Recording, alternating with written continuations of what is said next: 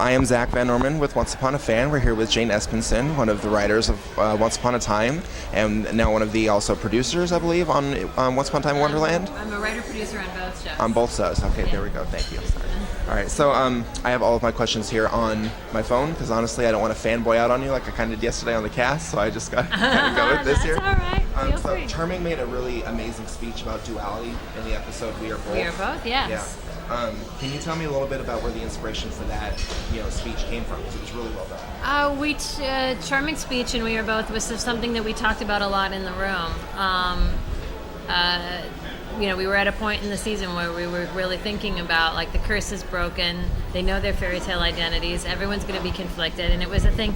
As soon as we started talking about that season in the room, we realized that was an issue we were going to have to address for ourselves and for the characters of, is Mary Margaret still Mary Margaret, or is she all Snow White all the time?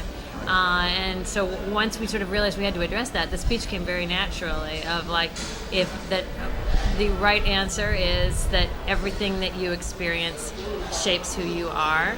So we are all both. We are all the different people that we are in different roles in our life. And it came very naturally.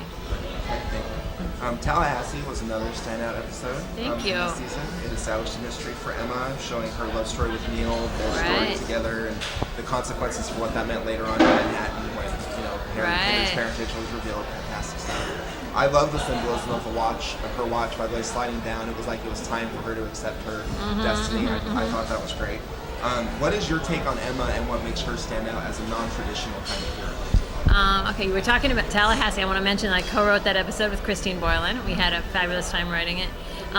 What makes Emma stand out as an unusual hero? As non-traditional. A non-traditional hero. Well, I think there's too few female heroes still, even after all this time since Buffy. She's she's very direct. She's very frank. She understands herself. She's comfortable with her strength. The one thing that's new to her is love.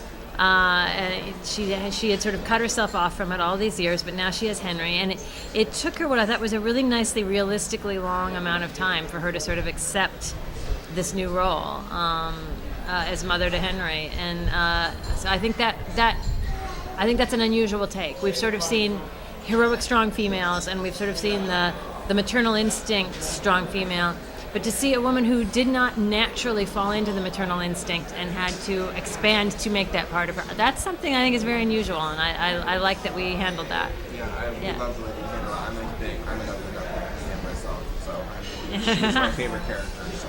Nice. The Miller's Daughter, obviously, is another episode that blew all of us away and ended with Cora's death, which I thought it was really sad when it happened because she finally loved Regina in that moment, and then taken it was away. Done. It was all done. We do that on purpose. Of course. It always has to be almost so close. Regina was so close to having a happy ending with her mother. Right, exactly. And then the history between Rumpel and Cora in that episode was fascinating to watch also. It went against some of the traditions of the normal stories, like Rumpel revealing his name kind of immediately. Right, yeah. It seems like there's more history between them to be revealed later from their past. Is that something that you have plotted out in your head, even if not on paper yet? More history between Rumpel and Cora in the past. What we like to do is we like to leave spaces that we can go in and fill in later. And no, we don't usually know exactly what we want to fill into those spaces because you never know what's going to come up, what point we're going to want to elucidate with that story. So we like to keep it loose enough that we don't get locked in to a way of thinking about the characters because the characters evolve. And our knowledge of them gets deeper and broader and more intricate, and so we want to save room to go in and you leave a little space on the linen to put the embroidery, but you don't want to know necessarily what the embroidery is going to look like. Gotcha. Okay, thanks. Very awesome. Is there a finished episode of Once Upon a Time that exceeded your expectations of your ideas while you were writing the script? I think Skin Deep really exceeded my expectations. I knew that I was going to love it. I love writing romance. That's one of the reasons that I was very excited about doing Husbands, was that I felt that there wasn't a romantic comedy about a same-sex couple, and it's like, this is perfect. So I approached Skin Deep with that exact same attitude about let's make this odd couple into a romantic comedy, or not necessarily comedy, a romance, for once. And I knew I loved how it looked on the page, but seeing it on screen and seeing it with those two amazing actors, with Emily Duravin and Bobby Carlyle in those roles, way beyond what I even pictured. I would have to say the same for us. That was one of the moments that was, I think, sold me into the show 100%, Nice. 110%. But so my next question would be, what is the greatest challenge of working on such a fast-paced show like Once Upon a Time? I think the greatest challenge is that unusual structure where the stories are told in two places or two time periods at once, and so you can't just say like, oh well, the story in the past is going to give them a revelation that then will inform all their actions in the present. You can't. It's not as easy as it sounds, because you won't know the end of the story in the past until you're almost at the end of the story in the present. So making them talk to each other is very, very challenging. Right, keeping the parallels up between the two different timelines. Yeah, Right. yeah. Okay, cool. What is your favorite fairy tale and why? Favorite one? I've got great fondness for Rapunzel, just because it's such a great concept. Yeah, I'm gonna go with Rapunzel. Rapunzel? Yeah. Awesome. Okay. What other literary characters would you like to write for, given the chance? Fairy tale character or not? Oh, I would love to write something for Lizzie and Darcy from Pride and Prejudice. My favorite couple. I would love to write like some of the Shakespearean characters, like Puck.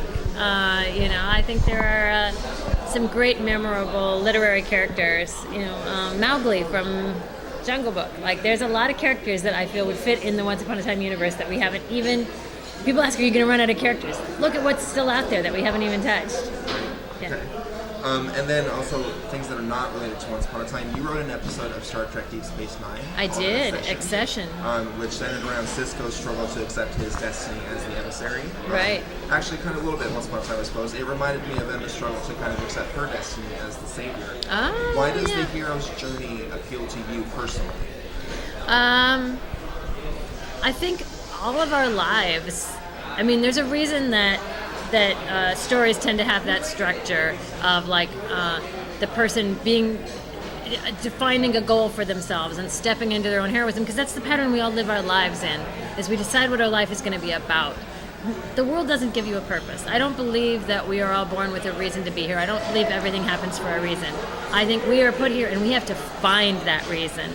And we have to decide what's important to us and not take rules that anyone else hands to us. And so I think we're all on a hero's journey, and I think that's why that speaks not just to me, but to everybody. That is a fantastic answer. Thank you. Okay. Thank you. I thought that was all right. That is really good.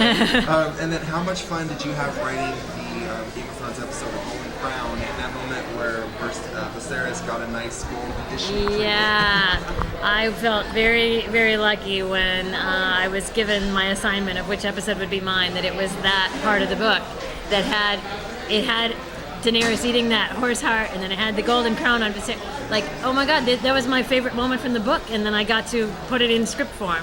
And it was that easy. It was as easy as taking the book and putting it in script form, because George R.R. Martin is a genius. Awesome. Well, that is all my questions for you, Jane Espenson. Excellent. So I Thank appreciate your you. time today. All right, guys, that is it for us with Once Upon a Fan. That's our interview with Jane Espenson. You saw it here at Comic-Con first.